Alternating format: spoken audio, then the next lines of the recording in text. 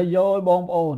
ការប្រកួតរបស់កីឡាករពេជ្រសម្បត្តិនិងកីឡាករធុនមេងហុងធ្វើឲ្យអ្នកគ្រប់គ្រងកាន់តែចង់ឃើញការប្រកួតរបស់អ្នកទាំងពីរនៅក្នុងជំនួបនៅពេលណាមួយរវាងកីឡាករពេជ្រសម្បត្តិជាមួយនឹងកីឡាករធុនមេងហុងបងប្អូនប្រហែលជាបានទទួលការទស្សនារួចមកហើយតាក់ទងជាមួយនឹងការប្រកួតរបស់កីឡាករពេជ្រសម្បត្តិនិងកីឡាករធុនមេងហុងបាទកាលពីចុងសប្តាហ៍កន្លងទៅនេះបាទគឺថាអ្នកទាំងពីរធ្វើបានល្អដូចគ្នាតែម្ដងបងប្អូនបាទខណៈដែលអ្នកគ្រប់គ្រងកំពុងតែឃើញការប្រកួតបាទកំពុងតែចង់ឃើញការប្រកួតរបស់អ្នកទាំងពីរឥឡូវនេះអ្នកទាំងពីរចេញទម្រង់វាយមកគឺកាន់តែ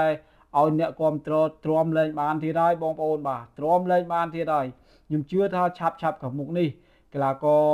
ពេជ្រសម្បត្តិនិងកីឡាករធុនមេងហុងអាចនឹងមានខាងកម្មវិធីណាមួយតាក់ទងក៏ដូចជាមានការផ្គូផ្គងឲ្យប៉ះគ្នាហើយព្រោះអីឃើញថាការប្រកួតរបស់ពួកគាត់បងប្អូនឃើញហើយបាទសិតតែកង់ចេញមករៀមដូចគ្នាតែម្ដងបងប្អូនបាទកង់ចេញមករៀមដូចគ្នាតែម្ដងទាំងកីឡាករពេជ្រសម្បត្តិក៏គាត់ជំនាញខាងកង់ចេញមករៀមទាំងកីឡាករធុនមេងហុងក៏ជំនាញខាងកង់ចេញមករៀមដូចគ្នាបាទដាក់ឲ្យលេងឲ្យប៉ះគ្នាគឺដឹងតែល្អមើលហើយបាទគូនេះដាក់ពេលណាក៏ក្រៅពេលហ្នឹងដាក់កម្មវិធីណាក៏ក្រៅកម្មវិធីហ្នឹងតែម្ដងបងប្អូនបាទក្នុងនាមជាអ្នកគ្រប់គ្រងពិតជាចង់ឃើញការប្រកួតរវាងកីឡាករធុនមេងហុងជាមួយនឹងកីឡាករពេជ្រសម្បត្តិងាកមកចាប់អារម្មណ៍ការប្រកួតបាទកាលពីចុងសប្តាហ៍កន្លងទៅបាទសម្រាប់កីឡាករពេជ្រសម្បត្តិបាទគាត់ការប្រកួតដូចជាដើមការពារខ្សែក្រវ៉ាត់គ្រុឌបាទគ្រុឌគុណខ្មែររបស់គាត់គឺក្នុងប្រភេទគីឡូ60គីឡូក្រាមសម្រាប់កីឡាករពេជ្រសម្បត្តិប៉ះជាមួយនឹងកីឡាករទូគីបាទគឺគាត់ធ្វើបានល្អមែនតើបើទោះបីជាកីឡាករទូគីគាត់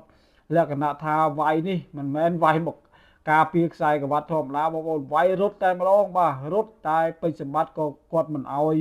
កីឡាករទូគីនេះរត់បានមកទឹកពេញដែរបាទគឺចំណាយត្រឹមតែចិត្តមកទឹកបាទសម្រាប់កីឡាករពេជ្រសម្បត្តិគាត់ដេញតាមផ្ដាច់កីឡាករទូគីនេះហើយបន្ទាប់ពីចប់ការប្រកួតសម្រាប់ការលើកឡើងរបស់កីឡាករពេជ្រសម្បត្តិបាទគាត់បានលើកឡើងថាគាត់រៀងឈឺជើងដែរបាទគាត់ឈឺជើងដោយសារតែគាត់មែនតែនទៅជើងគាត់មួយខាងហ្នឹងឈឺបាទរៀងឈឺតាំងពីគាត់លេង 8-man tournament ដដើមកំប៉ុងមាសមកម្លេះបងប្អូនបាទតែយ៉ាងណាមិញគាត់នៅតែធ្វើបានល្អគាត់អត់ឲ្យដៃគូគាត់ថាចាប់ចំណុចខ្សោយគាត់បានទេបាទគាត់ដេញវាយតែម្ដងបាទជើងឈឺដេញវាយដៃបងប្អូនបាទបងប្អូនឃើញហើយការប្រកួតឆ្ងាញ់មែនតើបាទសម្រាប់កីឡាករពេជ្រសម្បត្តិគាត់វាយឆ្ងាញ់មែនតើបាទធ្វើឲ្យអ្នកគ្រប់គ្រងពេញភ្នែកតែម្ដងបាទចាញ់ឈ្នះល្អមើលតែមិនមែនចាញ់ទេបងប្អូនបាទពេជ្រសម្បត្តិវាយស្អាតមែនតើបងប្អូនបាទ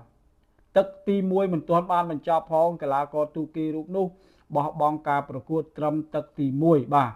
ងាកមកចាប់អារម្មណ៍កីឡាករធុនមេងហុងបាទធុនមេងហុងប៉ះជាមួយនឹងកីឡាករ Sandro Martin នេះគេមកកម្ពុជាយើង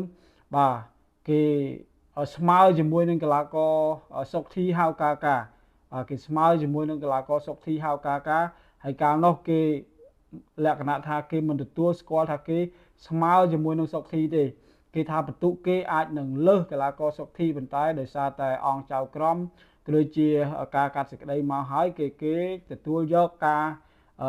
វិនិច្ឆ័យរបស់អង្គចៅក្រមបាទអញ្ចឹងមកដល់ពេលនេះបាទប៉ះជាមួយនឹងកីឡាករធុនមេងហុងអត់ឲ្យចប់ទឹកទី1ទេបងប្អូនបាទអត់ឲ្យចប់ទឹកទី1ទេ Sandro Martin ធ្លាប់តែមកធ្វើព្យុះធ្វើភ្លៀងបាទប៉ះជាមួយនឹងកីឡាករផ្សេងធ្វើព្យុះធ្វើភ្លៀងតទៅប៉ះជាមួយនឹងកីឡាករធុនមេងហុងមានណាបងប្អូនស្ពៃបងប្អូនបាទស្ពៃតែម្ដងបាទត្រឹមទឹកទី1កីឡាករ